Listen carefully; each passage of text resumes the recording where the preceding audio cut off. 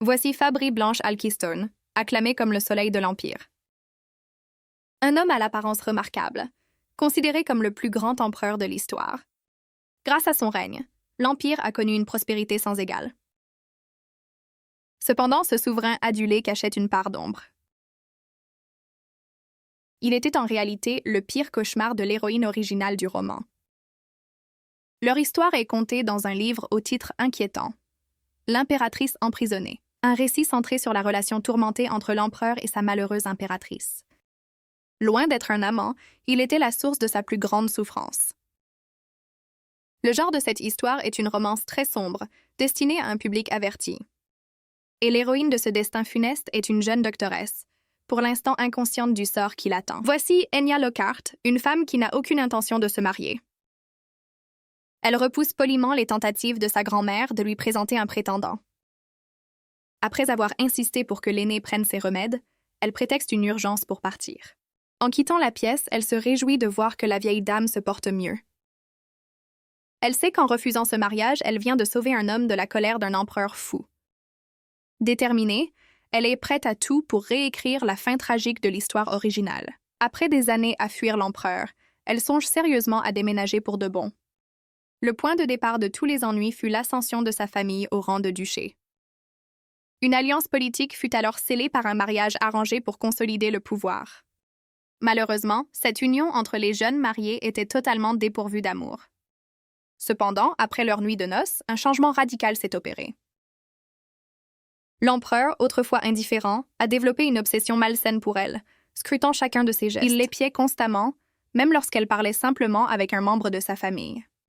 Son obsession tordue s'est transformée en une jalousie maladive, s'étendant jusqu'à ses propres proches. Poussé par sa folie, il a accusé sa famille de trahison et les a tous éliminés pour la posséder entièrement. C'est le genre de tyran qui la voyait comme un oiseau à enfermer dans une cage dorée. Notre héroïne a compris qu'elle s'était réincarnée dans ce roman maudit à l'âge de 8 ans seulement. Face à un destin si tragique, la jeune enfant se sentait complètement impuissante et désespérée. Mais un jour, elle a aperçu que quelque chose n'allait pas, une odeur étrange flottant dans l'air. Elle a alors découvert son don unique, la capacité de détecter les maladies par leur odeur, une compétence qui pourrait tout changer. Fut pour son propre grand-père, dont l'odeur étrange l'avait alertée. Grâce à cette découverte précoce, elle a pu le soigner et a été généreusement récompensée. Combinant son don au savoir familial sur les herbes, elle a commencé à économiser pour préparer sa fuite. Mais le destin frappe à sa porte. La convocation impériale arrive, 3 ans plus tôt que dans l'histoire originale. Sans hésiter, elle quitte sa maison en pleine nuit, déterminée à échapper à son sort. Pour ne laisser aucune trace, elle brûle toutes les preuves qui pourraient la relier à son passé. Elle s'est également procuré une fausse identité et une sacoche magique pour transporter ses précieuses herbes. Son esprit est entièrement tourné vers un seul objectif, ne jamais croiser la route de cet empereur. Elle s'enfuit en calèche, s'enfonçant dans l'inconnu pour ne jamais être retrouvée. 3 ans plus tard, après avoir déménagé 10 fois, elle continue sa vie de fugitive. Une nouvelle loi sur la résidence l'oblige à déménager une fois de plus, ruinant ses plans de rester au même endroit. Cette loi, officiellement un recensement militaire, est en réalité une manœuvre de l'empereur pour contrôler les familles nobles. Elle ne comprend pas pourquoi le tyran a modifié le cours de l'histoire, la condamnant à cette vie de fugitive. Son regard se tourne vers le sud, une région faiblement peuplée qui sera la dernière touchée par la réforme impériale. Elle choisit sa prochaine cachette, le domaine du comte Grunwald, situé dans le sud reculé. Sous une pluie battante, elle se rassure en pensant que ce lieu isolé et peu peuplé est parfait pour une fugitive. C'est là qu'elle découvre sa nouvelle maison, un havre de paix inattendu. Elle se hâte d'entrer pour échapper à l'averse qui s'intensifie. L'intérieur la laisse sans voix.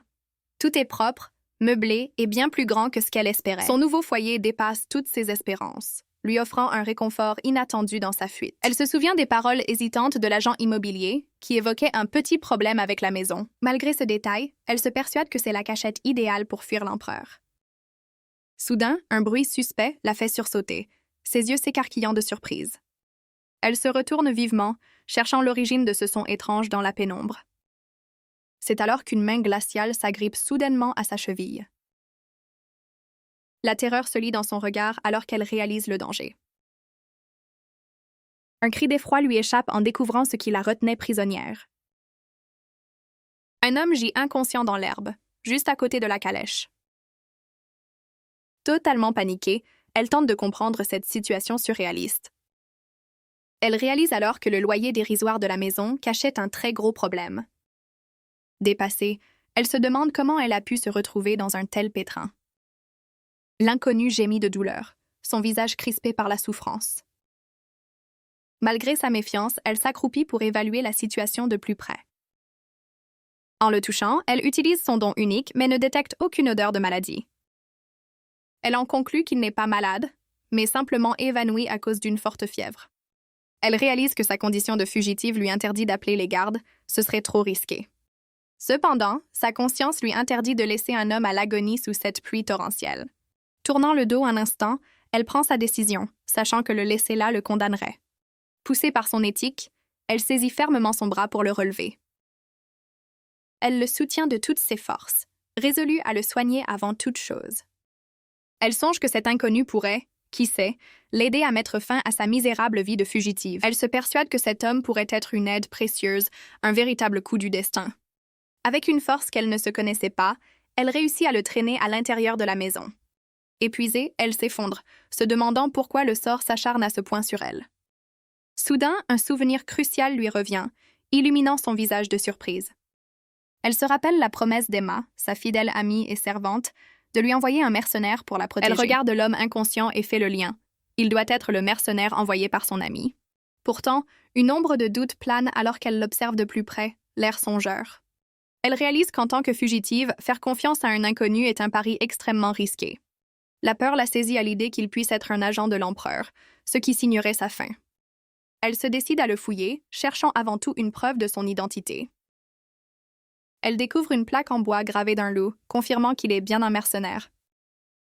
Elle est stupéfaite de découvrir son rang A, un grade très élevé, et son nom, Dale. Elle se rassure en se rappelant que le nom de l'empereur dans l'histoire originale était bien plus excentrique. Pourtant, son apparence trop remarquable pour un simple personnage secondaire la rend méfiante.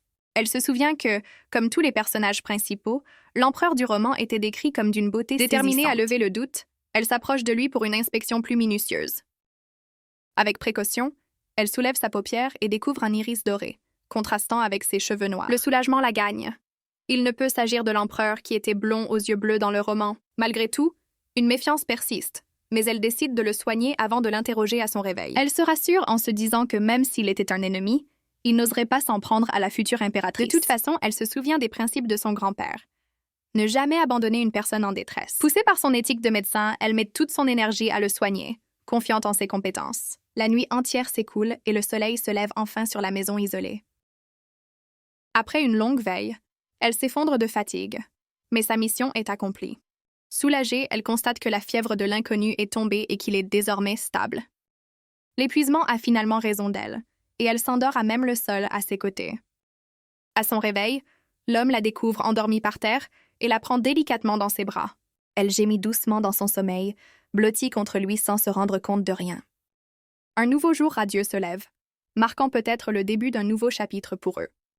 À moitié endormie, elle marmonne contre le bruit, croyant entendre sa servante Emma. Soudain, la réalité la frappe de plein fouet. Elle est une fugitive depuis 3 ans, seule. Elle se redresse d'un bond, réalisant avec effroi qu'Emma ne peut absolument pas être là. Confuse, elle se demande comment elle a atterri à l'étage, son dernier souvenir étant de soigner l'inconnu. Un bruit en bas la rend paranoïaque. Elle se penche prudemment, craignant d'avoir été retrouvée. Stupéfaite, elle découvre l'inconnu en pleine forme, affairé dans sa cuisine comme s'il était chez lui. Un petit cri de surprise lui échappe, trahissant son trouble face à cette scène inattendue. L'homme se retourne, un sourire charmant aux lèvres et une poêle à la main, ravi de l'avoir réveillée. Elle est abasourdie par sa guérison miraculeuse et ne peut s'empêcher de rougir face à lui. Reprenant ses esprits, elle brandit un balai comme une arme, exigeant des explications sur sa présence. Elle se ressaisit et, balai en main, exige de connaître son identité, ignorant l'odeur alléchante de la nourriture. Loin d'être intimidé, il se présente avec un sourire désarmant comme Dale, le propriétaire des lieux. La révélation la laisse sans voix, réalisant qu'elle a soigné son propre propriétaire. Son esprit s'emballe, incapable de comprendre comment elle a pu squatter chez lui sans le savoir. Soudain, tout s'éclaire. Le loyer dérisoire de la maison n'était pas une bonne affaire, mais une simple location partielle. Calmement la situation. Il occupe le rez-de-chaussée, tandis qu'elle a loué l'étage. Elle s'interroge sur ses motivations et il avoue avoir eu des difficultés financières, d'où cette location inhabituelle. Elle admet à son tour avoir été si pressée qu'elle n'a même pas lu les détails du contrat de location. Un souvenir lui revient, sa visite à l'agent immobilier pour éclaircir la situation. L'agent, pris au dépourvu, se justifie en affirmant l'avoir prévenu que la maison avait quelques particularités. Elle se souvient de sa confrontation avec l'agent, l'accusant de fraude pour lui avoir caché la vérité. L'agent avait pourtant bien précisé les conditions, une maison divisée en deux et aucune autre option de logement. Elle se rappelle aussi s'être renseignée sur Dale, découvrant sa réputation impeccable auprès des villageois. Mais en tant que fugitive, elle ne peut ni se plaindre aux autorités, ni se permettre de vivre avec un inconnu. Elle est retournée à la maison et se retrouve à partager un repas avec lui, l'air résigné. Elle se dit que sa fuite se déroulait bien trop tranquillement jusqu'à présent, tandis qu'il la regarde timidement. Reprenant contenance, elle réfléchit à la meilleure façon de gérer cette situation délicate. Sentant son malaise, Dale la regarde avec une expression pleine d'inquiétude, rougissant légèrement. Il lui propose de partir pour la mettre à l'aise, posant délicatement sa main sur la sienne. Il insiste avec un regard suppliant, ce qui la trouble au plus haut point et la fait rougir. Elle se sent coupable à l'idée de chasser le propriétaire, surtout qu'elle n'a nulle part où aller. Soudain, un coup à la porte les surprend tous les deux en plein dilemme. Elle lui demande avec méfiance s'il attendait de la visite à une heure si tardive. Dale lui assure que non et se dirige vers la porte pour voir de qui il s'agit. Il s'apprête à ouvrir, le visage tendu, ne sachant pas à quoi s'attendre. Un homme à l'air enjoué apparaît, demandant à voir une certaine Mademoiselle Anne avec une flatterie exagérée. Dale et elle échangent un regard perplexe, déconcerté par ce visiteur excentrique. Une lueur de compréhension traverse son esprit. Anne est son nom d'emprunt, et cette phrase est un code secret. Elle intervient vivement, expliquant à Dale que cet homme est en réalité venu pour elle. Le nouveau venu se présente comme son escorte, mais elle, prudente, exige une preuve de son identité. L'homme sort une lettre manuscrite comme preuve, confirmant qu'il est bien un mercenaire envoyé pour elle. Elle réalise soudain que l'embauche d'un mercenaire implique des frais de service et un logement. Son budget de fugitive est limité, et cette nouvelle dépense la met dans une position délicate. Dale, qui observe la scène, semble perplexe et rougit, ne comprenant pas ce qui se passe. Elle se tourne vers le mercenaire pour confirmer les frais, qui sont bien distincts de la commission de service. Elle lui demande s'il a un endroit où loger, et il répond par la négative, compliquant encore la situation. Avec un sourire désolé, elle annule sa demande, avouant ne pas avoir les moyens de payer ses services. Alors qu'elle se détourne, le mercenaire tente de la retenir, surpris par sa décision soudaine. Elle se tourne alors vers Dale, lui rappelant fermement qu'elle a loué l'étage pour une année entière. Elle lui demande s'il accepte cet arrangement, et il confirme son accord sans hésiter. Elle songe qu'Emma a choisi la sécurité au détriment du coût, un luxe qu'elle ne peut se permettre. Elle visualise la cascade de frais exorbitants que représente l'embauche d'un mercenaire de haut rang. Elle se tourne vers Dale pour confirmer que le registre de la maison restera à son nom. Une question de discrétion. Une idée brillante lui vient. Engager Dale lui-même serait la solution la plus économique et la plus sûre. Elle réalise que non seulement il peut la protéger, mais qu'en plus, elle éviterait d'être officiellement enregistrée. Elle se souvient de ses talents de cuisinier, un avantage non négligeable pour cette cohabitation forcée. Déterminée, elle s'apprête à lui faire une proposition, captant son attention totale. Elle lui offre un salaire et le partage des frais de subsistance, un arrangement mutuellement bénéfique. Le regard fixé sur lui, elle lui demande officiellement de devenir son mercenaire attitré. Pour toute réponse, Dale sort une bourse remplie d'or, révélant qu'il a vu son insigne d'identité quand elle s'est effondrée. Elle lui explique qu'elle est en fuite et a besoin de protection, ce qui pousse Dale à lui demander si elle est menacée. Elle précise que son adversaire est bien trop puissant, une nuance qui fait réfléchir Dale. Pour le convaincre, elle surenchérit avec une compensation journalière colossale, de quoi s'offrir un domaine dans la capitale. Elle sait que cet investissement massif est justifié par une raison bien précise. Dale comprend qu'une telle somme implique des risques considérables, surtout pour elle. Il accepte d'écouter sa requête, lui assurant une confidentialité absolue. Satisfaite de sa perspicacité, elle se félicite intérieurement de son choix judicieux. Elle lui dévoile alors sa véritable demande. Devenir son mari contractuel pour une durée de 364 jours. C'est la raison de cette offre exorbitante, car même l'empereur ne pourra rien contre une femme mariée. Sous le choc, Dale manque de renverser son thé, tandis qu'elle se demande si elle n'est pas allée trop loin. Elle précise que ce n'est pas un vrai mariage, mais un contrat de 364 jours, pour rassurer un Dale abasourdi. La durée du contrat est calculée pour exploiter une faille juridique de l'Empire, le système de report de mariage. Face à des procédures de divorce interminables, l'Empire a instauré une période de report d'1 an après l'enregistrement. Cette loi astucieuse permet une annulation facile avant que l'union ne soit officiellement reconnue. Elle commence alors son récit, expliquant qu'elle fuit une proposition de mariage pour le moins indésirable. Son prétendant est un homme cruel et dangereux qu'elle cherche à éviter depuis 3 ans. Et ce mariage lui offre une protection légale. Mais elle garde le silence, conditionnant ses révélations à son acceptation. Elle lui demande s'il est maintenant prêt à accepter, le laissant visiblement submergé par la proposition. Sentant son trouble, elle lui dit de prendre son temps, posant la compte sur la table comme un argument de poids. Alors qu'elle menace de trouver un autre candidat, il attrape sa main et accepte fermement sa requête. Dale accepte sa proposition avec une intensité surprenante, déclarant qu'il sera son mari. En route dans une calèche, elle s'assure que Dale a bien mémorisé tous les détails de leur histoire inventée. Ils récitent leur scénario. Une romance à distance brisée par ses parents, la poussant à le rejoindre dans le sud par amour. Elle confirme d'un air suffisant que c'est précisément pour cette raison qu'ils vont officialiser leur union.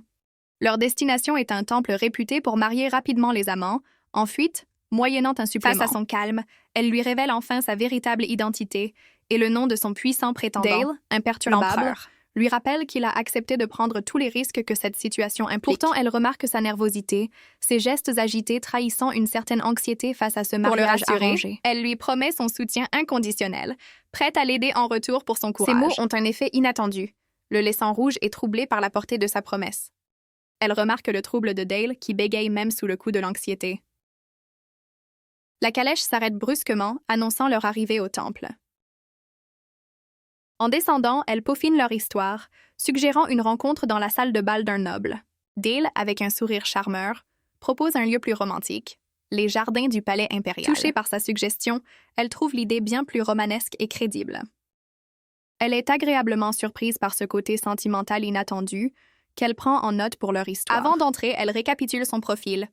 Un mercenaire de rang A du Nord, affilié à la guilde Blacktail sur la raison de son long voyage du Nord au Sud, un détail crucial pour leur romance. Il révèle qu'un incident a brisé un de ses rêves et qu'il est venu à Grunwald pour en réaliser un autre. Intriguée mais solidaire, elle lui offre son soutien, espérant sincèrement qu'il atteindra son objectif. Alors qu'il s'apprête à entrer dans le temple, elle le retient pour une dernière question cruciale. Elle lui demande sans détour s'il a une petite amie, une précaution nécessaire avant de s'engager.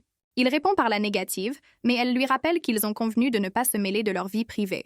Dale insiste avec une fermeté surprenante, la rassurant qu'elle n'a aucun souci à se faire à ce sujet. Il affirme qu'il prend cette mission très au sérieux et qu'il compte bien lui rendre l'appareil pour l'avoir hébergé. Le pacte scellé, ils se tiennent enfin devant le temple, prêts à devenir officiellement un faux couple marié. À l'intérieur, elle annonce au prêtre leur intention d'enregistrer leur mariage, s'accrochant au bras de Dale. Le prêtre, curieux, s'enquiert de leur histoire, et elle confirme la version de la fugue amoureuse. Guidée par le prêtre, elle se sent submergée par la nervosité, mais trouve Dale étonnamment calme à ses côtés. Elle réalise alors qu'il est en réalité pétrifié par le trac. Une simplicité touchante qui la surprend. Le prêtre leur ouvre alors les portes de la salle de cérémonie, les invitant à entrer. Bras dessus, bras dessous, ils s'avancent dans l'allée, jouant parfaitement leur rôle de couple d'amoureux. L'officiant leur demande s'ils sont prêts à échanger leurs vœux, un sourire bienveillant aux lèvres. Elle répond par l'affirmative, le regard fixé droit devant, déterminée à aller jusqu'au bout. Dale, quant à lui, la regarde avec une tendresse si convaincante qu'elle en est presque déstabilisée. Sans invité ni faste, la cérémonie est un simple acte administratif. Un rappel que tout ceci n'est qu'elle ne peut s'empêcher de trouver que le regard de Dale est d'une sincérité troublante. Le prêtre déclare leur mariage légitime, scellant ainsi leur contrat devant la loi. Un instant, l'illusion est si parfaite qu'elle a l'impression que ce mariage est l'aboutissement de leur amour. Après la cérémonie, elle le complimente sur son jeu d'acteur, mais il lui attribue modestement tout le mérite. Elle lui rappelle avec un sourire que leur contrat de 364 jours commence maintenant. Réalisant qu'elle a oublié son manteau, Dale se propose galanterie d'aller le chercher dans le temple. En le regardant s'éloigner, elle se persuade d'avoir fait le bon choix en le choisissant lui. Pendant ce temps, le prêtre retourne à ses archives, cherchant le certificat de mariage. Il se retourne, terrifié, en sentant une présence soudaine et inquiétante derrière lui. Dale, méconnaissable sous une cape sombre, le fixe d'un air glacial, déstabilisant complètement le prêtre. Le prêtre, perplexe, reconnaît le marié mais son aura a radicalement changé alors qu'il réclame le document. D'un geste vif, Dale s'empare du certificat, affichant un sourire suffisant face au prêtre médusé. Son regard doré et perçant réduit le prêtre au silence, l'empêchant de protester. Sans hésiter, il prend une plume et modifie le certificat, y inscrivant le nom de Fabry Blanche Alkeystone. Le prêtre, paniqué, l'accuse de folie pour avoir osé utiliser le nom de la famille impériale. Dale, imperturbable, ignore ses protestations et termine sa modification, sûr de lui. Pour toute réponse, il dépose sur le bureau une bague ornée d'un sceau indiscutable. Le prêtre blêmit, reconnaissant l'anneau qui n'appartient qu'à l'empereur lui-même. Dale affiche un sourire narquois, sachant que même un homme vénal comprendrait la menace qui pèse sur sa vie. D'un regard glacial, il lui ordonne d'accepter le document sans poser de questions. Le sceau impérial brille, symbolisant l'ordre irrévocable. Ce mariage doit être officialisé. Comprenant l'enjeu, le prêtre se résigne à valider le certificat tel quel. Tremblant, il lui rend le document en s'adressant à lui comme à Sa Majesté. Dale le corrige froidement, affirmant qu'il n'est pas l'empereur, mais simplement Dale. Il achève sa discussion par une menace à peine voilée, assurant le silence du prêtre. Puis il récupère nonchalamment le manteau, l'alibi parfait pour son retour. Le prêtre s'effondre en une profonde révérence, tandis que Dale lui tourne le dos, impassible. Le manteau en main, il songe que leur mariage est désormais bien plus qu'un simple document. Traversant les couloirs, il se moque intérieurement de leur contrat, un jeu de dupes dont il a changé les règles. En l'apercevant au loin, il se considère comme son véritable époux, l'union au temple ayant tout scellé. Dehors, elle l'attend, le cœur battant, ses mains se posant sur le ruban de sa robe. Un sourire radieux révèle qu'elle aussi n'a jamais eu l'intention de le laisser partir. Il la regarde avec un air suffisant, savourant le nom de sa nouvelle épouse, Lady Enya Lockhart. Au même moment, deux aristocrates l'identifient comme le convoité Dale, cible d'une future invitation. L'une des femmes confirme avec certitude l'identité de l'homme qu'elle a aperçu. Elle se souvient l'avoir vu sortir de la salle des mariages en compagnie d'une femme d'une beauté saisissante. Sa compagne doute qu'il se soit marié, mais la rumeur commence déjà à prendre forme. Déterminée, la jeune femme serre le poing, refusant d'écarter cette possibilité intrigante. Elle décide qu'il est impératif de vérifier par elle-même la véracité de ce mariage soudain. Le lendemain, Enya découvre, stupéfaite, une montagne de cadeaux de mariage qui a envahi leur maison. Elle s'interroge sur la rapidité de la nouvelle et en déduit que Dale est incroyablement populaire en ville. Gêné, il s'excuse pour cette soudaine agitation, ce qui l'amuse car il n'ose pas nier sa popularité. Attablée, elle le complimente sur sa gentillesse et son physique, expliquant pourquoi tout le monde l'apprécie. En son fort intérieur, elle réalise que devenir l'épouse d'un homme si apprécié complique sa situation. Elle réalise que cette attention inattendue pourrait finalement servir ses propres plans. Elle se souvient que cet endroit cache des terres fertiles, convoitées même par le méchant du roman original. D'après ses souvenirs, un immense champ d'herbes médicinales appartenant au duc Hexagon se trouve à Grunwald. Cependant, lors de sa visite près du temple, elle n'a vu aucune parcelle ressemblant à ce champ. Une hypothèse audacieuse commence alors à germer dans son esprit. Elle sonde Dale, qui lui confirme que personne de la maison du duc n'est jamais venu, ce qui renforce sa théorie. Comprenant que le duc n'a pas encore exploité ses terres, elle décide de saisir sa chance et de demander une faveur à Dale. Avec un sourire angélique, elle lui demande de l'aider à trouver un terrain pour elle. D'abord surpris, il écoute attentivement ses conditions très précises, près du manoir du seigneur et de la forêt de hésitation. Il accepte sa requête et promet de trouver le terrain parfait le jour même. Elle le remercie avec un grand sourire et il lui promet de revenir au plus vite. Plus tard, Dale quitte la maison, lui adressant un dernier sourire complice avant de partir. En le regardant s'éloigner, elle se félicite d'avoir trouvé un mari contractuel aussi fiable. Confiante qu'il réussira sa mission, elle décide de s'occuper de la maison en son absence. Alors qu'elle est seule, des coups insistants et impatients retentissent à la porte. Pensant qu'il s'agit d'un autre villageois, elle se dirige vers l'entrée pour ouvrir. Elle découvre avec surprise deux jeunes femmes au visage contrarié qui lui reprochent son manque de réactivité. Sans ménagement, les visiteuses la bombardent de questions, exigeant de savoir si elle est bien l'épouse de Dale. Enya se demande qui sont ces femmes qui l'accusent d'avoir forcé ou soudoyé Dale pour l'épouser. L'une d'elles évoque une certaine Lady Adeline, se demandant pourquoi Dale l'aurait choisie, elle, à la femme, plus posée, tente de calmer l'agressivité de sa compagne. Elle intervient, demandant à tout le monde de se calmer pour ne pas importuner Enya. La meneuse du groupe, abritée sous une ombrelle, lui demande avec un sourire narquois si elle est bien la nouvelle épouse de Dale. Mais une angoisse la saisit, craignant que cette femme ne soit une envoyée de l'empereur. La jeune noble se présente comme Adeline Kidland, fille du vicomte dont les terres jouxtent celles de Grunwald. Adeline affiche un sourire désarmant, assurant être venue en toute amitié pour les inviter à une fête. Enya reste sur ses gardes, trouvant étrange qu'une noble du territoire voisin se mêle des affaires de Grunwald. Sa suivante justifie leur présence en expliquant que Lady Adeline est une parente du comte Grunwald, agissant en son nom. La compagne d'Adeline perd patience et exige qu'Enya montre du respect à celle qu'elle considère comme la petite fille du comte. Adeline elle-même explique avec une douceur calculée qu'elle séjourne simplement chez le comte, profitant des liens étroits entre leur famille. Sa suivante s'étonnant de cette soudaine générosité.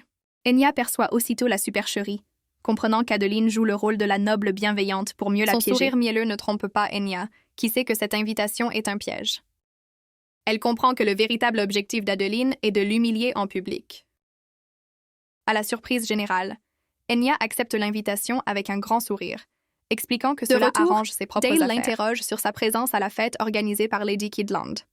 Il lui suggère de ne pas y aller si elle ne le souhaite pas, mais elle le rassure, ravie de pouvoir visiter le domaine du comte. Elle précise que ce sera l'occasion parfaite pour inspecter le terrain qu'il a trouvé pour elle. Il lui propose alors de choisir une robe dans le dressing, mais elle l'arrête, une question bien plus personnelle en tête. Elle lui demande alors sans détour s'il a déjà vécu dans cette maison avec une amante. Elle lui explique avoir découvert un dressing rempli de vêtements féminins, supposant qu'ils appartenaient à une ancienne amante. Dale la rassure en lui révélant que ce sont les affaires de sa jeune sœur, laissée là après son déménagement. Il la regarde avec un sourire amusé, lui assurant que ses craintes sont totalement infondées.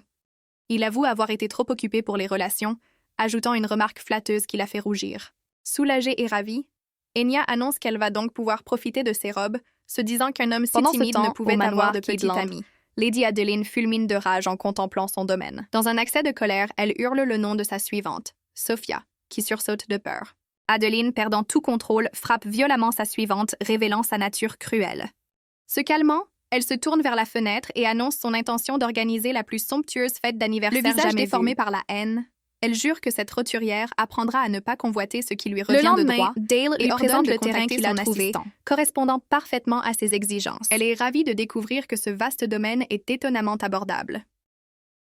Dale lui explique que le prix est bas à cause d'une rumeur de malédiction pesant sur le manoir du seigneur voisin. En voyant la carte, elle réalise avec certitude que c'est bien le terrain fertile du roman qu'elle convoitait. Cependant, une odeur étrange et désagréable vient soudainement titiller ses narines, la rendant perplexe. Elle se souvient que le roman ne mentionnait aucune odeur, ce qui éveille immédiatement ses soupçons. Pour en avoir le cœur net, elle demande à Dale de lui passer la pelle qu'elle avait emportée. Il lui avoue l'avoir gardée à portée de main, devinant qu'elle en aurait besoin, ce qui la touche. Alors qu'elle s'apprête à commencer, il l'arrête, lui disant qu'il y a quelque chose d'autre à faire avant. Prenant une pause assurée, il se prépare à s'occuper lui-même de la tâche, la laissant déconcertée. Dale pose son manteau sur le sol, l'invitant à s'asseoir pour ne pas tacher sa robe avant la fête. Elle s'inquiète pour ses vêtements, mais il lui rappelle que la moindre imperfection sur elle serait bien plus grave. Il lui confie avec une sincérité touchante qu'il aimerait pouvoir faire tout le sale travail à sa place. Avec une délicatesse surprenante, il lui enfile même des gants, la laissant troublée par tant d'attention. Une fois équipée, elle empoigne fermement la pelle, prête à découvrir ce que cache cette terre. Dale la regarde faire, l'air à la fois inquiet et ému par sa détermination. Après quelques pelletées, un sourire victorieux illumine son visage, confirmant ses soupçons. Elle découvre qu'une couche de terre nauséabonde dissimule un sol riche et fertile, idéal pour ses herbes. Comprenant que c'est une occasion en or, elle se tourne vers Dale, prête à acheter le terrain sur le champ. Il la stoppe net, lui révélant que la situation est bien plus complexe qu'elle ne le pense. Dale lui révèle que cette terre appartient en réalité au seigneur de Kidland, ce qui la laisse sans voix. Elle comprend alors qu'Adeline est derrière tout ça, trouvant suspect qu'une si bonne terre soit laissée à l'abandon. Un sentiment de déjà-vu l'envahit, liant l'influence d'Adeline à la situation étrange de ce terrain. Déterminée, elle prend la main de Dale, refusant d'abandonner une parcelle aussi précieuse. Elle décide de découvrir la vérité par elle-même, prête à se rendre au château pour la fête. Ils arrivent enfin au château de Grunwald, un domaine impressionnant qui se dresse devant eux. Dale l'aide galamment à descendre de la calèche, annonçant leur arrivée au domaine. Elle le remercie, et il lui répond avec un sourire chaleureux que tout le plaisir est pour lui. Son expression douce et sincère la touche, révélant une facette de lui qu'elle ne connaissait pas. Au loin, Adeline et ses suivantes les observent, l'une d'elles s'étonnant de voir Dale sourire ainsi. La suivante d'Adeline remet en question les rumeurs de mariage forcé en voyant leur complicité. Adeline s'avance pour accueillir Enya, qui la remercie poliment pour l'invitation. Enya remarque que malgré l'invitation, Adeline n'a d'yeux que pour Dale.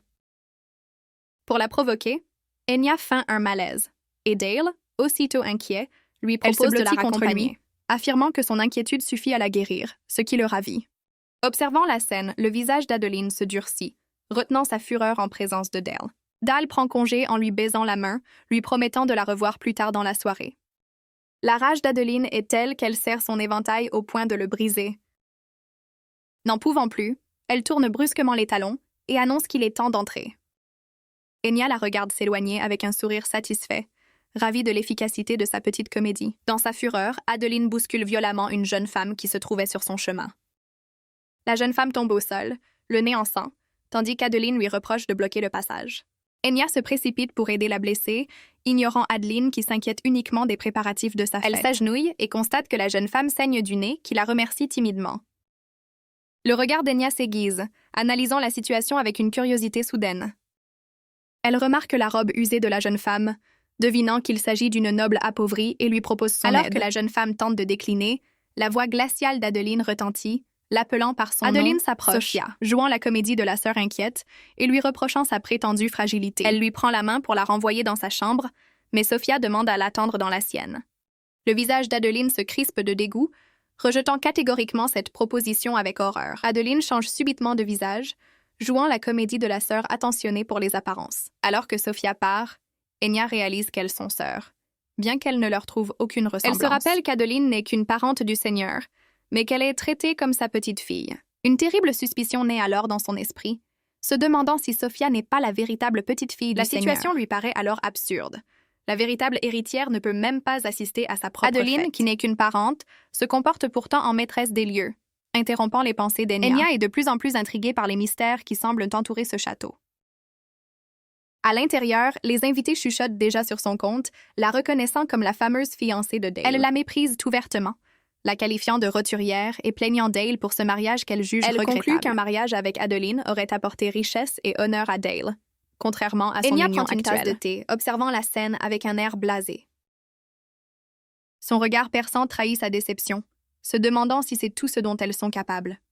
Elle s'attendait à une confrontation bien plus sophistiquée de la part de la noblesse. Une des invitées critique ouvertement Enya, insinuant qu'elle aurait dû laisser Dale à une femme de meilleure condition. Les nobles la dévisagent avec mépris, mais Enya leur rend un regard glacial, nullement intimidé. Elle analyse froidement leur tentative pathétique de l'isoler et de la réprimander en public. Au lieu d'être blessée, elle trouve leur manigance pour la snobber et la critiquer tout simplement puérile. Soudain, une femme annonce qu'il est temps de célébrer l'anniversaire d'Adeline. Adeline, entourée de cadeaux, joue la fausse modestie tout en se délectant de l'attention des autres invités. Enya comprend le piège. On la fait venir sans cadeaux pour la faire passer pour une impolie, jugeant leur stratagème immature. Les invités s'extasient devant la montagne de cadeaux luxueux offerts à Adeline. Adeline se tourne alors vers Enya, la mettant sournoisement au défi de commenter la richesse des présents. Une autre noble l'interroge directement sur son cadeau, insinuant qu'elle est venue les mains vides. Loin d'être décontenancée, Enya arbore un sourire malicieux, pensant qu'il est temps de révéler sa surprise. Adeline intervient avec une fausse bienveillance, prétendant avoir dit à Enya de ne rien apporter. Mais Enya contre-attaque, sortant une enveloppe rouge et affirmant avoir bien sûr préparé un cadeau. Elle le lui tend avec un air triomphant, lui souhaitant un joyeux anniversaire et déjouant ainsi leur plan. Prise au dépourvu, Adeline accepte le cadeau, peinant à cacher sa surprise et son dépit. Enya se remémore avec satisfaction avoir préparé ce cadeau depuis le jour où Adeline a fait irruption chez elle. Un flashback révèle une conversation de la veille où la question du cadeau pour la demoiselle de Kidland était déjà posée. Dans le flashback, Enya, perplexe, interroge Dale sur la nécessité d'un cadeau. Dale lui demande si elle n'a pas été conviée à une fête d'anniversaire, ce dont elle n'a aucune connaissance. Il avoue ne pas se souvenir du visage de la demoiselle de Kidland. Il explique qu'une femme se présentant comme la fille du Seigneur l'a invité à son anniversaire, se remémorant la scène avec Adeline. Pensait logiquement qu'Enya serait également conviée, mais il constate son erreur. Enya comprend alors qu'on lui a caché la nature de l'événement pour la mettre dans l'embarras. Pour lui éviter cette humiliation, Dale lui propose un cadeau qu'il a sous la main. Enya est stupéfaite en découvrant l'objet précieux, se demandant comment il a pu l'obtenir. Il lui révèle que c'est le paiement d'une mission passée et lui offre le magnifique collier.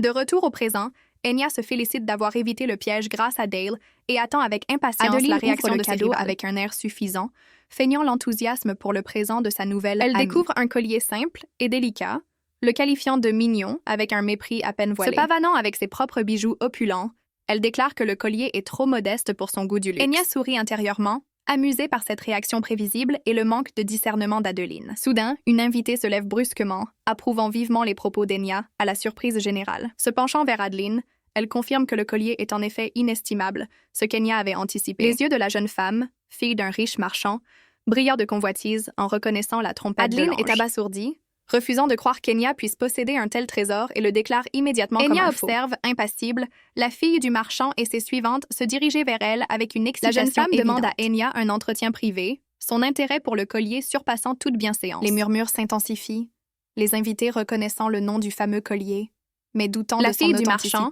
experte, confirme l'authenticité du bijou, admirant sa fabrication exquise sous le regard satisfait d'Enya, suggérant qu'elle a refusé le collier car sa valeur inestimable la mettait mal à l'aise. Directement, lui demandant si son ignorance est la raison pour laquelle elle a méprisé au piège et humilié. Adeline met fin à la fête prématurément, prétextant une affaire urgente. La fille du marchand admire la stratégie d'Enya, qui a su à la fois humilier Adeline et lui ménager une sortie honorable, reconnaissant en Enya une personne d'une intelligence et d'une audace extraordinaires. 2 jours plus tard, la fille du marchand se présente à la modeste demeure d'Enya et Dale. En voyant Dale, elle ne peut cacher son admiration pour sa beauté, au grand amusement d'Enya qui la rappelle à l'ordre. Elle fait une offre astronomique à Enya pour racheter le collier. La jeune femme explique qu'un tel trésor ne se négocie pas, car son propriétaire est forcément une personne d'exception. Enya se demande quelle mission a bien pu valoir à Dale un paiement aussi extravagant. La marchande interroge Enya sur son intention d'offrir le collier, et cette dernière avoue avoir compté sur l'ignorance d'Adeline. Elle révèle que son plan était aussi un test pour trouver une alliée capable de reconnaître la vraie valeur, amusée au-delà des apparences. La fille du marchand lui demande si elle a réussi le test, se qualifiant ainsi comme une potentielle amie. Enya accepte et, au lieu d'argent, elle demande des informations sur Grunwald pour sceller leur nouvelle amitié. La jeune femme hésite, expliquant qu'elle n'est pas originaire de la région et que ses connaissances sont limitées. Enya la relance, l'interrogeant sur la maladie du seigneur local, une rumeur qui circule déjà. La marchande saisit.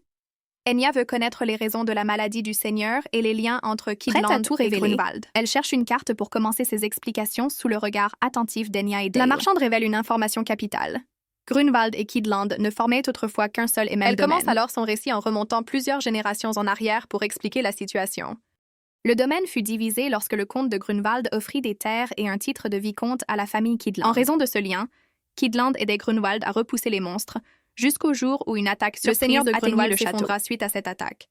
Et depuis, la famille Kidland supervise son traitement. En échange de leur aide, les Kidland ont obtenu des terres convoitées de Grunwald, profitant de l'inconscience du comte. Enya devine juste. L'une de ces terres n'est autre que le terrain vague situé juste devant le château du seigneur. Elle s'interroge sur l'intérêt de Kidland pour une terre stérile, mais sa nouvelle alliée ignore la raison. La marchande, flairant une bonne affaire, propose de découvrir la vérité en échange d'un service futur. Enya accepte le marché avec un sourire confiant, demandant simplement une faveur à utiliser le moment venu. Les deux femmes scellent leur accord par une poignée de main, la marchande promettant son aide avec enthousiasme. De retour à l'intérieur, Dale offre un chocolat chaud à Enya, qui en profite pour l'interroger sur son travail au château. Il gère les terrains de chasse abandonnés pour prévenir d'éventuelles incursions de monstres. Enya s'amuse à l'idée que Dale, si doux, doivent affronter de terribles créatures pour gagner sa vie. Elle lui demande alors de l'emmener au château le lendemain, ce qui surprend grandement Dale. Elle lui rappelle le terrain vague qu'il avait inspecté pour elle, laissant Dale perplexe quant à ses intentions. Avec un sourire malicieux, Enya annonce qu'elle a enfin trouvé un moyen de s'approprier cette terre. Le lendemain, ils arrivent devant l'imposant château de Grunwald, un domaine vaste et verdoyant. Enya, vêtue d'une élégante robe rouge, descend de la calèche et pose le pied sur les terres du seigneur. Dale l'aide à descendre et s'excuse de devoir la laisser seule, retenue par ses obligations professionnelles. Enya le rassure avec confiance, tandis que Dale, troublé, s'en va en pensant à leur foyer. Elle le regarde s'éloigner, songeant intérieurement à quel point Dale est un homme fascinant. Elle note que son allure de cavalier émérite lui donne l'apparence trompeuse d'un véritable noble. Mais à leur insu, Adeline les observe depuis une fenêtre du château, le visage empreint de jalousie. Furieuse, elle se demande pourquoi Enya rôde autour du château, persuadée qu'elle cherche encore à lui nuire. Une fois à l'intérieur, Enya repense à un détail qui l'a particulièrement surprise à son arrivée. Elle se retrouve face à l'intendant du château et réalise avec effroi qu'il s'agit du même courtier qui l'a arnaqué. Le souvenir traumatisant de l'escroquerie refait surface dans un flashback comique et angoissant.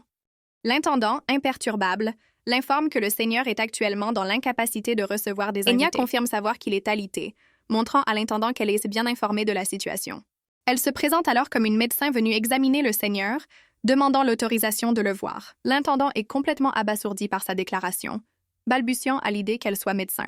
Son expression se durcit et il commence à expliquer la situation financière précaire du domaine. Il lui montre l'intérieur modeste, avouant qu'ils n'ont pas les moyens de payer un traitement. Il avoue même devoir accepter des petits boulots, comme celui de courtier, pour subvenir aux besoins du château. Méfiant, il lui demande ses véritables intentions, ne croyant pas à sa générosité. Enya, pleine d'assurance, affirme pouvoir guérir le seigneur et propose de discuter du paiement plus tard. Une jeune femme au chevet du seigneur sursaute en reconnaissant Enya, visiblement surprise de la revoir. L'intendant, convaincu, la conduit finalement jusqu'à la chambre du malade. Enya salue la jeune femme, Lady Sophia, et demande à examiner l'état du seigneur sans plus attendre. Au chevet du malade, Enya reconnaît une odeur familière, la même qu'elle avait sentie lors de la fête. Elle se tourne vers Sophia et l'interroge sur l'apparition des premiers symptômes de la maladie. Les larmes aux yeux, Sophia révèle que le seigneur s'est complètement effondré il y a environ 3 mois. Enya juge que le diagnostic est tardif, mais elle semble déjà avoir une solution en tête. Avec un sourire éclatant, elle sort une fiole, affirmant détenir le remède parfait pour le seigneur. L'intendant, méfiant, doute de l'efficacité de ce remède, rappelant que tous les autres ont échoué. Il énumère alors les symptômes. Hallucinations, délire et eczéma, ce qui bouleverse Sophia. Enya devine que ces symptômes, mêlant troubles mentaux et physiques, sont apparus soudainement. Face à leur stupeur, elle révèle que son grand-père a souffert des mêmes maux, mais a été guéri à temps. Reprenant espoir, Sophia lui demande alors de quelle maladie souffrait son grand-père. Enya, le visage grave, révèle que ce n'est pas une maladie qui afflige le Seigneur. Avec une lueur intense dans les yeux, elle annonce la terrible vérité.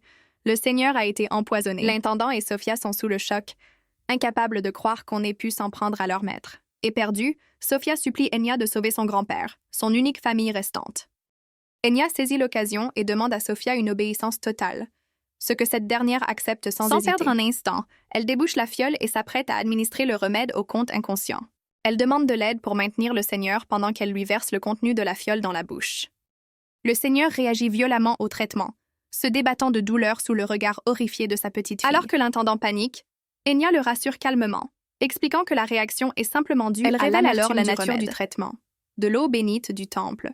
Un objet d'une valeur inestimable. L'intendant et Sophia sont sidérés d'apprendre qu'Enya possédait un objet d'une telle valeur.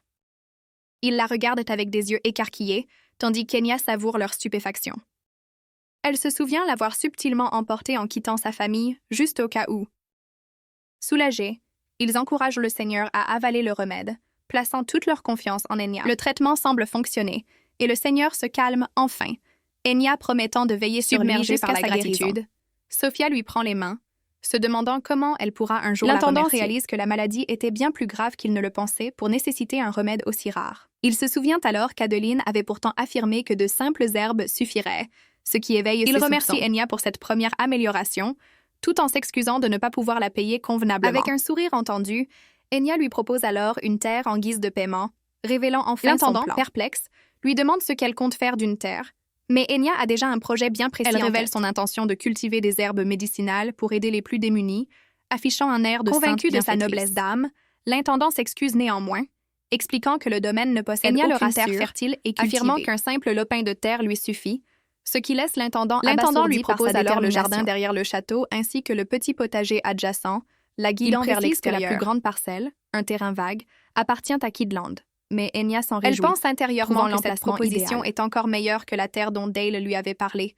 Son plan se déroule à l'intendant et à Sophia, son esprit déjà tourné vers un avantage stratégique. Son véritable objectif se dessine du pouvoir. En s'installant près du château, elle sera la première informée des décrets de l'empereur. Elle contemple le terrain par la fenêtre, admirant la vue tout en savourant déjà sa future position privilégiée. L'intendant, ravi, s'empresse de préparer le contrat d'embauche, qu'Enya accepte avec un grand merci. Pendant ce temps, Sophia reste seule dans le couloir, son visage trahissant une profonde inquiétude. Elle serre les poings, sa détermination mêlée à une angoisse palpable face à la situation. De retour chez elle, Enya appelle Dale avec enthousiasme pour lui annoncer la nouvelle. Rayonnante, elle brandit fièrement son contrat, annonçant qu'elle a été engagée au château du Seigneur. Dale, surpris par cette annonce, l'écoute expliquer qu'elle veillera sur la santé du Seigneur. Inquiet, il lui demande si elle agit par besoin d'argent, craignant qu'elle ne s'épuise. Enya le rassure et révèle que ce poste est une étape pour s'approprier la terre qu'il lui a montrée. Elle ajoute qu'elle soupçonne un empoisonnement et qu'en tant que médecin, elle ne peut abandonner le Seigneur. Enfin, elle dévoile le dernier avantage. Sa proximité avec le pouvoir lui donnera un accès privilégié aux nouvelles de l'Empire. L'avertit que l'empereur pourrait s'intéresser personnellement à elle. Il explique que si le Seigneur guérit si vite, la rumeur sur son médecin se répandra inévitablement. Comme l'empereur recrute des talents pour asseoir son pouvoir, il la remarquera à coup sûr. Il insiste sur le fait que son talent de médecin est trop grand pour passer inaperçu. Touchée par son inquiétude, Enya le rassure en affirmant qu'elle a déjà tout prévu. Elle lui demande pourquoi, après 3 ans de fuite, son père et l'empereur ne l'ont toujours pas retrouvée. Dale suppose qu'elle a été très prudente, mais Enya réfute cette idée d'un simple mot. Avec un sourire malicieux, elle révèle que l'empereur est tout simplement débordé de travail. Elle avoue être la source anonyme qui inonde la capitale de rapports sur les méfaits de la vieille noblesse. Elle précise que les atrocités commises par l'Ancien Régime sont si nombreuses que l'empereur est submergé par les enquêtes. Elle explique avoir engagé des informateurs pour déterrer les preuves de leur corruption et déposer elle-même les rapports. Son plan est double. Cela aide l'empereur à consolider son pouvoir. Et cela le maintient si occupé qu'il n'a pas le temps de la pourchasser. Fière de son stratagème, elle se vante de faire d'une pierre 2 coups, neutraliser l'empereur et punir les méchants. Darl, songeur, murmure qu'il comprend enfin la portée de son plan. Sa réaction discrète surprend Enya, qui lui demande de répéter ce qu'il vient de dire. Il réalise soudain que l'augmentation des affaires gouvernementales ces dernières années était entièrement son œuvre. La scène se déplace au manoir du Seigneur, où l'on s'enquiert de sa santé. Sophia rapporte avec joie que son grand-père se rétablit à une vitesse fulgurante, une semaine seulement après l'arrivée d'Enya. Entre soulagée, tout en se rappelant que le poison utilisé contre le Seigneur était d'une nature rare. Elle analyse la nature du poison. Une substance à action lente, sans symptômes précoces. Cela lui rappelle l'empoisonnement de son propre grand-père, une attaque menée par la vieille noblesse pour affaiblir sa famille. Elle en déduit qu'un espion de la faction ennemie a dû infiltrer le manoir et gagner la confiance du Seigneur. Déterminée à démasquer le coupable, Enya se dirige d'un pas décidé vers la chambre d'Adeline. Son regard s'illumine d'une soudaine prise de conscience, une pièce du puzzle venant de se mettre en place. En ouvrant la porte, elle surprend Adeline qui s'enfuit à la hâte dans le couloir. Enya observe la silhouette fuyante, se demandant où elle peut bien aller si précipitamment. Sophia sort alors d'une pièce, soulagée de trouver Enya encore là, et l'interpelle. Timidement, Sophia lui explique qu'elle voulait simplement la remercier une nouvelle fois pour tout ce qu'elle a fait. Les larmes aux yeux, elle confie que sans son diagnostic, ils auraient perdu le Seigneur en s'obstinant avec les mauvais traitements. Confie qu'elle ne comprend pas qui pourrait en vouloir à son grand-père, un homme si doux qu'il a élevé. Enya l'interroge alors sur l'herbe Cozy Flower, et Sophia confirme qu'Adeline se chargeait de la procurer. Enya souligne l'étrangeté de la situation. Cette herbe est détoxifiante, et pourtant l'état du Seigneur s'est aggravé. La conclusion est glaçante. L'herbe a été altérée, transformée en un poison par la faction de Kidland. Son regard se durcit, comprenant que le coupable est la personne qui a manipulé l'herbe au plus près du Seigneur. Sans hésiter, elle ordonne à une Sophia abasourdie de surveiller Adeline de très près. Sophia, paniquée, refuse de la croire, arguant qu'Adeline est comme une sœur pour elle et que son grand-père insiste, expliquant qu'elle ne peut se résoudre à douter de sa seule et unique amie. Enya observe la jeune fille, songeant que sa gentillesse et son innocence la rendent presque naïve face au danger. Sophia s'excuse pour sa réaction, mais Enya, touchée par sa loyauté, semble décidée de la ménager. Sophia, le visage grave, demande à Enya pourquoi elle ne lui a pas proposé son amitié à elle aussi. Avec un sourire désarmant, Enya se tourne vers elle et lui propose de devenir amie, dissipant toute tension. Totalement surprise par cette proposition inattendue, Sophia reste un instant sans voix. Ravie, Sophia accepte et insiste pour qu'elle s'appelle par leur prénom, scellant leur nouvelle complicité. Submergée par la joie, elle serre les mains d'Enya et promet de lui faire visiter le bureau du Seigneur, son lieu préféré. Enya, visiblement touchée par cet élan de sincérité, accepte avec un grand sourire, impatiente de découvrir cet endroit. Enya songe qu'avoir une alliée de confiance au sein du manoir sera un atout précieux pour la suite. Alors qu'elle monte les escaliers, un bruit lointain mais distinct attire soudain son attention. Elle s'arrête net, le visage soudainement alerte, et identifie le son comme étant celui d'une vive dispute. Poussée par la curiosité et l'inquiétude, elle redescend prudemment les marches pour découvrir l'origine du conflit. Elle surprend une conversation houleuse où une jeune femme se plaint d'une situation chaotique. La voix, paniquée, révèle que la guérison du Seigneur par une inconnue risque de tout exposer et de ruiner sa famille. Enya, cachée dans l'ombre, reconnaît cette voix familière et tend l'oreille. Elle identifie la coupable, Adeline Kidland, qui communique via un orbe magique rougeoyant. Une voix masculine provenant de l'orbe lui demande de confirmer la nouvelle du rétablissement du Seigneur. Adeline, furieuse, se plaint à son père que la nouvelle venue a non seulement humilié Dale, mais ruine aussi leur plan. Son père l'interrompt sèchement, lui demandant si elle a trouvé les documents qu'elle était censée chercher. Il la met en garde. S'ils échouent, le duc les fera tous exécuter. Enya, toujours dissimulée, analyse ces nouvelles informations cruciales sur un duc et des documents secrets. Alors qu'on lui ordonne de se hâter, Adeline se lamente sur la difficulté de trouver des papiers cachés par une personne décédée. Exaspérée, suggère avec sarcasme à son père de venir chercher les documents lui-même. Dans un accès de rage, elle brise l'orbe de communication magique, mettant fin à l'appel. Enya, toujours dissimulée, prend une profonde inspiration, digérant la scène à laquelle elle vient d'assister. Adeline hurle de frustration, se tenant la tête, complètement dépassée par l'échec de son plan. Depuis sa cachette, Enya entend Adeline la désigner comme unique responsable de ses malheurs. Adeline fulmine, persuadée que depuis l'arrivée d'Enya à Grunwald, plus rien ne fonctionne. Enya sort enfin de l'ombre, le visage glacial et déterminé, ayant entendu chaque mot. En s'éloignant, elle en déduit que le duc mentionné ne peut être que le duc Hexagon, rival de sa famille. Un éclat de l'orbe brisé scintille, attirant son attention alors qu'elle passe à côté. Elle ramasse le fragment rougeoyant, une lueur de confirmation dans le regard, comme si elle s'y attendait. Elle a la confirmation que le cerveau derrière toute cette affaire n'est autre que le duc Hexagon. Elle se remémore le duc Hexagon, chef de la vieille noblesse et antagoniste de l'histoire, autrefois dont la maison était acclamée pour avoir distribué un prétendu remède miracle à travers l'Empire. Ce remède bon marché, salut des pauvres, était en réalité une drogue obscure et dangereuse. Malgré ses effets secondaires dévastateurs, La drogue fut distribuée pendant des décennies avec l'approbation de l'ancien actuel a refusé de tolérer plus longtemps cette situation. Défiant l'opposition de la vieille noblesse, il a pris des mesures pour châtier le duc Hexagon. Le duc fut finalement placé en résidence surveillée, une sentence jugée trop clémente faute de preuves suffisantes. Enya sait que le duc, manipulateur notoire, cherche à étendre son pouvoir maintenant que sa peine touche à sa fin. En regardant l'éclat dans sa main, elle comprend que l'empoisonnement du seigneur et de son grand-père avec la même toxine n'est pas une coïncidence. Jurant qu'elle ne pardonnera jamais au duc d'avoir perverti la pharmacologie pour nuire aux gens. Elle réalise que si elle trouve les fameux documents, elle détiendra enfin la preuve irréfutable de leur complot. Soudain, la voix de Sophia retentit depuis le haut des escaliers, la surprenant en pleine réflexion. Prise sur le fait, Enya cache nerveusement l'éclat de l'orbe en prétendant avoir fait du bruit par maladresse. Elle improvise une excuse, expliquant qu'elle s'est perdue et a fait tomber quelque chose. Un mensonge. Face à l'inquiétude de Sophia, elle décide de lui cacher la vérité pour le moment, ne sachant pas comment les choses vont tourner. Sophia se souvient alors de leur promesse et annonce qu'un changement dans son emploi du temps la rend disponible immédiatement. Saisissant l'opportunité, Enya lui demande de lui faire visiter le bureau, ce que Sophia accepte avec un immense enthousiasme. Alors que Sophia l'entraîne, Enya se prépare mentalement. La chasse aux documents secrets peut enfin commencer. Une fois dans le bureau, Sophia tire un rideau, avouant que cela fait longtemps qu'elle n'y est pas entrée non plus. Enya est ébahie par l'immense bibliothèque, réalisant qu'il sera difficile d'y trouver quoi que ce soit seule. Sophia lui explique que la famille Grunwald a toujours été passionnée de lecture et que la collection était autrefois encore plus vaste. Elle ajoute que la pièce est maintenant un entrepôt négligé, ce qui explique la poussière ambiante. Enya, l'air songeur, demande à Sophia si Adeline est déjà venue dans le bureau. Sophia confirme qu'Adeline y est venue une seule fois, mais qu'elle est repartie, dégoûtée par la saleté. Cette information conforte Enya. Si Adeline n'a rien trouvé, c'est que les documents sont probablement bien cachés. Elle en déduit que les papiers doivent être dissimulés dans un endroit secret, inaccessible à un étranger. Son regard est attiré par un grand objet recouvert d'un drap et elle interroge Sophia à son sujet.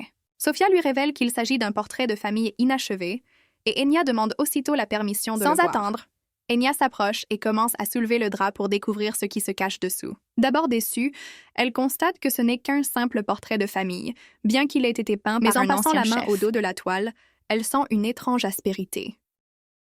Elle découvre alors une photographie dissimulée entre les couches du tableau, montrant une famille au visage masqué. Un éclair de triomphe dans le regard, elle comprend qu'elle a enfin trouvé les fameux documents. Plus tard, la nuit tombée, elle traverse une zone boisée, une mallette à la main. Levant les yeux vers le ciel étoilé, elle constate avec surprise à quel point il se fait tard. Elle se souvient avoir dû ruser pour cacher sa trouvaille à Sophia, ce qui explique son retard. Une pensée pour Dale l'envahit, craignant qu'il ne s'inquiète, et elle presse le pas. Elle sourit tendrement en se remémorant la dernière fois où il l'avait attendue, touchée par son attention. Soudain, son regard s'écarquille, alerté par une présence ou un bruit inattendu. Elle se rassure en pensant qu'il ne s'agit que d'un animal, mais l'ambiance reste pesante. La solitude du domaine la nuit lui donne des frissons et elle resserre sa prise sur la mallette. Un mouvement rapide dans son dos la fait sursauter, confirmant qu'elle n'est pas seule. Le visage crispé par la peur, elle se retourne brusquement pour identifier la source du bruit. Paniquée, elle interpelle la présence invisible qui se cache dans l'obscurité. C'est alors que Dale émerge de l'ombre, à sa plus grande surprise. Mais à peine apparu, il s'effondre lourdement au sol, comme fauché en plein élan. Elle se précipite vers lui, laissant tomber sa précieuse mallette, morte d'inquiétude. En le touchant, elle constate qu'il brûle de fièvre et le supplie de rester conscient. Soudain, son attention est attirée par un étrange objet lumineux collé dans son dos. Elle identifie l'objet, un parchemin de téléportation, et comprend que Dale vient de l'utiliser. En le voyant à bout de souffle, elle se demande pourquoi il a pris un tel risque pour la rejoindre. Avec l'aide de voisins, elle réussit à le ramener chez lui avant que la nuit ne soit trop avancée. Quelques instants plus tard, Dale ouvre les yeux, complètement désorienté par la situation. Il découvre Enya à son chevet, qui l'accueille avec un sourire soulagé en voyant qu'il est réveillé. Surpris et confus, il se demande ce qu'elle fait dans sa chambre. Elle lui explique calmement qu'elle l'a trouvé évanoui et l'a ramené ici pour qu'il se repose. Mais son expression se durcit car une question plus sérieuse lui brûle les lèvres. Le regardant droit dans les yeux, elle lui demande s'il ne se surmène pas ces derniers temps. Elle lui rappelle que c'est la 2e fois qu'il s'effondre et son inquiétude grandit. Elle lui assure qu'elle ne le voit pas seulement comme un client, mais comme un ami, et qu'elle est prête à l'aider. Touchée, Dale la remercie mais minimise la situation, prétextant une simple fatigue due à sa double vie. Il admet s'être un peu trop investi dernièrement et la remercie tendrement de s'être occupée de lui. Enya change alors de sujet, le questionnant sur l'utilisation d'un parchemin de téléportation si coûteux. Pris au dépourvu, Il avoue l'avoir utilisé pour la rejoindre plus vite, car il se faisait tard. Elle le sermonne gentiment sur les dangers de ses parchemins et lui fait promettre de ne plus en utiliser. Satisfaite de sa promesse, elle le laisse se reposer et lui souhaite une bonne nuit avant de quitter la chambre. Une fois seul, Dale soupire, mortifié de s'être effondré devant Enya de cette manière. Il comprend que sa fatigue est due à ses visites secrètes au palais royal et à l'usage répété des parchemins. Soudain, la porte de sa chambre s'entr'ouvre, interrompant ses pensées. Enya se tient devant la porte, l'air grave, perdu dans ses pensées. Elle réalise que son état n'est pas dû à une maladie, mais aux effets secondaires du parchemin. Elle en déduit qu'il doit les utiliser fréquemment, ce qui expliquerait aussi ses objets de valeur inhabituelle. Cela contredit sa promesse de ne plus accepter que des missions sans danger. Le visage fermé, elle se demande quels autres secrets Dale peut bien lui cacher. Le lendemain, Dale se réveille et la trouve à son chevet, l'appelant avec surprise. Avec un sourire radieux, elle lui apporte un repas qu'elle a préparé pour l'aider à se rétablir. Elle insiste pour prendre soin de lui rappelant que c'est lui qui cuisine d'habitude. Pendant qu'il mange, son attention est captée par un document qu'elle est en train de lire. Elle lui révèle qu'il s'agit du contrat original entre les ancêtres des familles Grunwald et Kidland. Elle explique que la situation actuelle entre les deux territoires est bien différente de ce que stipule le contrat. Abasourdi, Dale apprend que le duc d'Hexagon et Kidland ont conspiré pour falsifier la vérité. Enya révèle avoir surpris une conversation d'Adeline au château, comprenant enfin sa présence à Grunwald. La mission d'Adeline était de trouver ce contrat pour détruire toute preuve compromettante. Elle lui montre une carte. Les deux territoires sont séparés par des montagnes infestées de monstres. Autrefois, un fléau pour Grunwald payait Kidland pour sa protection en échange de droits miniers sur ses terres. Cet accord était extrêmement lucratif pour Kidland, dont la principale richesse provenait déjà des minerais. Cette immense profitabilité a probablement attisé la convoitise de la famille Kidland. Après la mort soudaine du comte de Grunwald, le contrat a disparu et Kidland a commencé à comploter Dale compare pour le tout document s'approprier. À une vieille carte, confirmant qu'il y a bien des éléments suspects. Dale note que la carte impériale actuelle montre des frontières bien différentes, rendant un tel accord impossible. Il comprend alors qu'elle soupçonne le duc d'Hexagon d'avoir aidé Kidland à falsifier le contrat actuel. Un sourire confiant se dessine sur les lèvres d'Enya, confirmant ses soupçons. Elle affirme que Kidland, avec l'aide d'Hexagon, a utilisé ce faux contrat pour s'emparer progressivement des terres de Grunwald. Elle lui présente le contrat et la carte originaux comme la preuve irréfutable de la trahison de Kidland. Pour couronner le tout, elle sort une pierre magique contenant un enregistrement d'Adeline mentionnant le duc. Stupéfait, il se demande comment elle a pu obtenir une telle preuve. Mais elle a une explication toute prête. Elle explique qu'Adeline, furieuse, a brisé sa pierre de communication et a oublié de récupérer le noyau magique qui enregistre tout. Ils peuvent dénoncer le complot au palais impérial et sauver Grunwald. Mais dans son fort intérieur, elle sait qu'elle possède d'autres preuves qu'elle n'a pas encore révélées à Dale. Elle explique vouloir présenter les preuves au Seigneur et à Sophia avant de les rendre publiques. Dale exprime sa confiance totale en l'empereur, certain qu'il traitera l'affaire avec impartialité. Enya songe qu'en dehors de leur mariage arrangé, elle et l'empereur auraient pu former une équipe redoutable. Elle affiche un sourire plein d'espoir, souhaitant une résolution rapide et favorable de la situation. Dale la regarde, acquiesçant silencieusement à ses paroles avec une expression déterminée. Il lui assure qu'elle a raison et que cette affaire sera résolue comme il se doit, sans l'ombre d'un doute.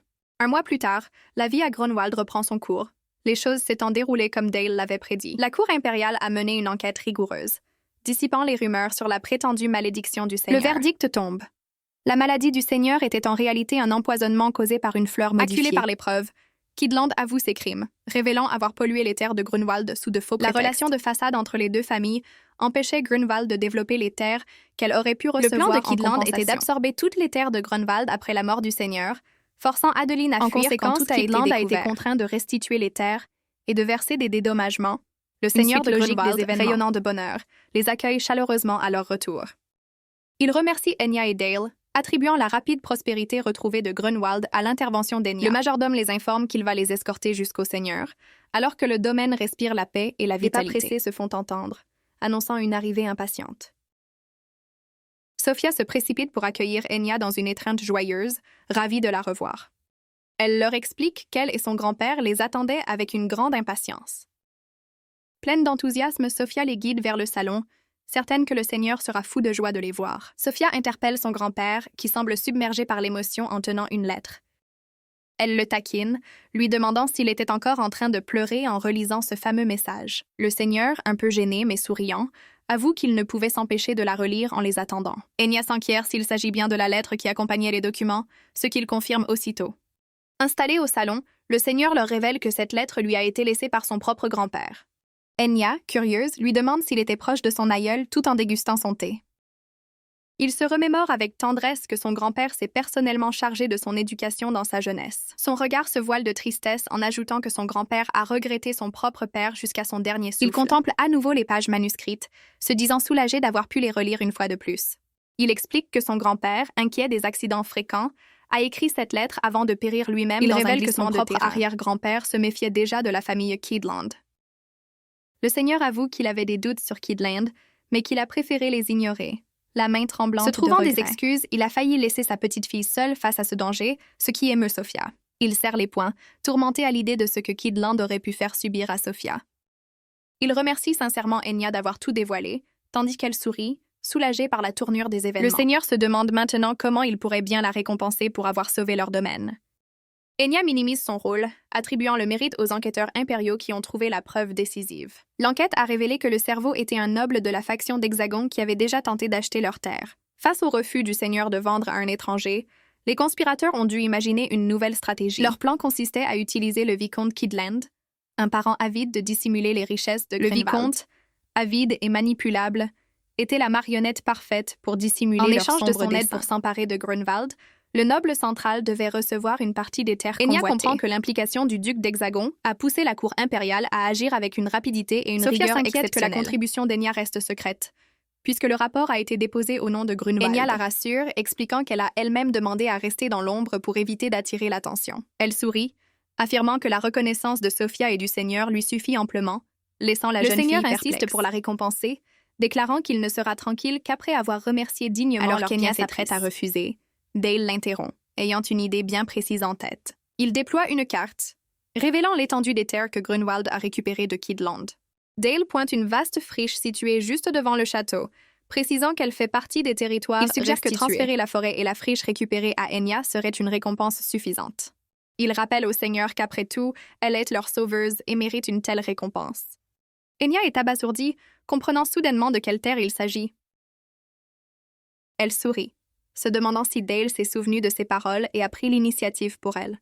Bien que l'acquisition de cette terre fût son objectif, elle se sent désormais mal à l'aise à l'idée de l'exiger. Le Seigneur après avoir entendu leur cette proposition, s'accorde pour lui offrir les 2 parcelles, sous le regard paniqué d'Enya. Dale l'encourage avec un léger sourire à accepter leur offre, afin de permettre au Seigneur et à Sophia d'exprimer leur gratitude. Enya se tourne vers Dale, décontenancée par son insistance à la mettre sur le devant de la scène. Se sentant acculée, elle accepte pour ne pas paraître impolie, mais précise qu'elle ne prendra que la partie de la forêt. Elle explique que recevoir trop de terres précieuses irait à l'encontre du but de leur récupération. Elle propose plutôt de collaborer par sa considération ensemble ces friches en terres fertiles.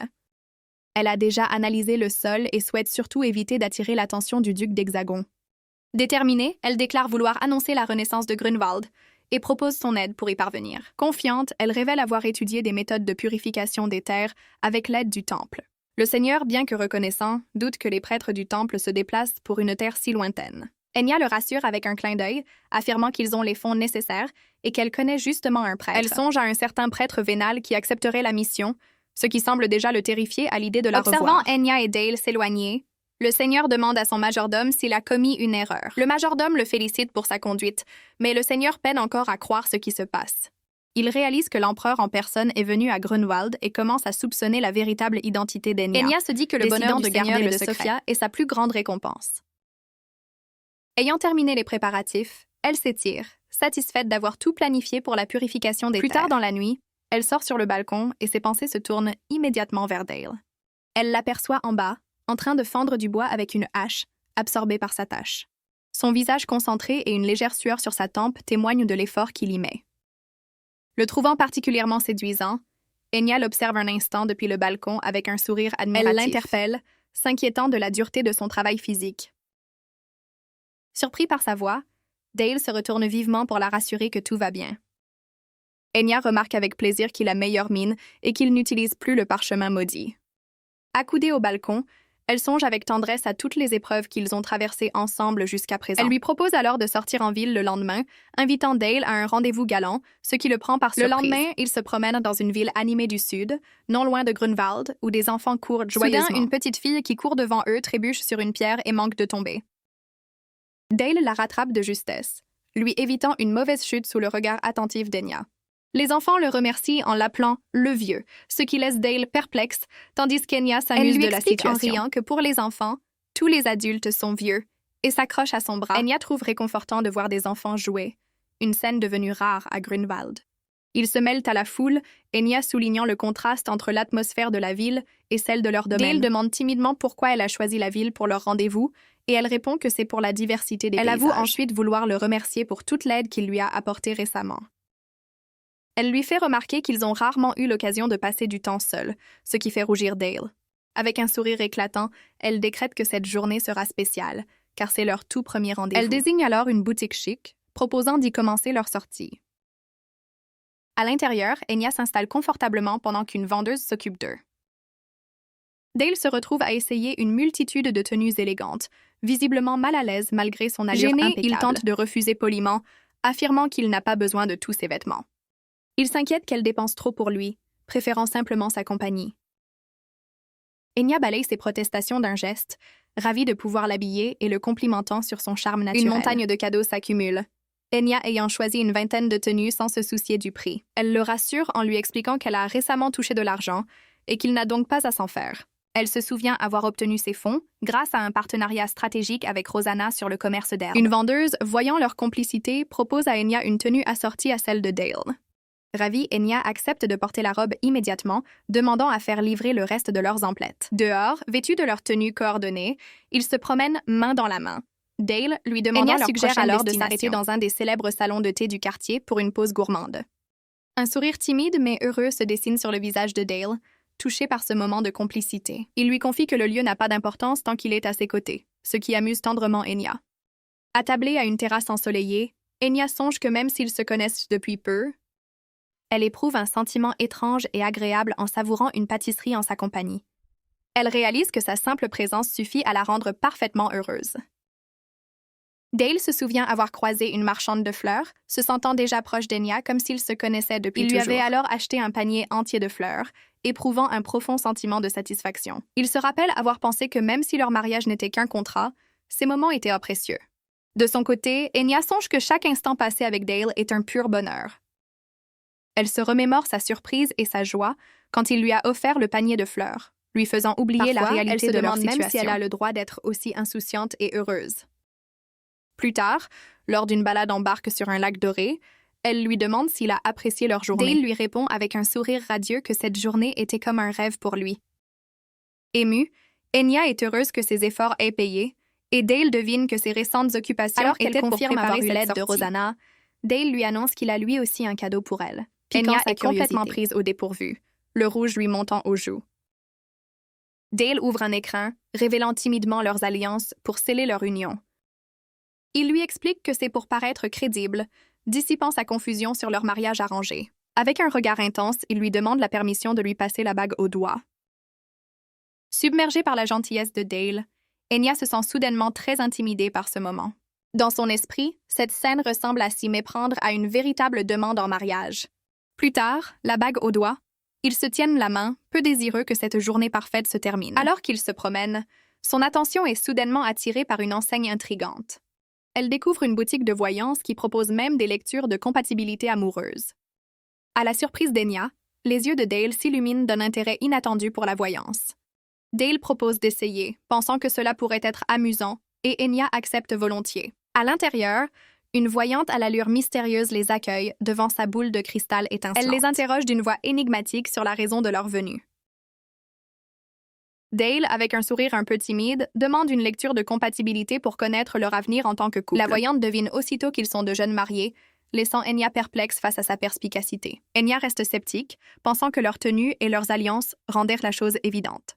Soudain, le regard de la voyante s'illumine, et Dale perçoit un changement troublant dans son expression.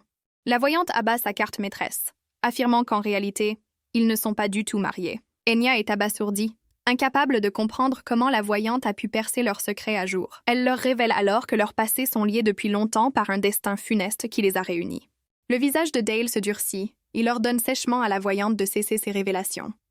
Une vision fugace montre une jeune Enya terrifiée, se cachant derrière un adulte et appelant Dale. Dale, furieux, attrape la voyante, l'accusant d'utiliser une potion de déguisement et exigeant de connaître sa véritable identité.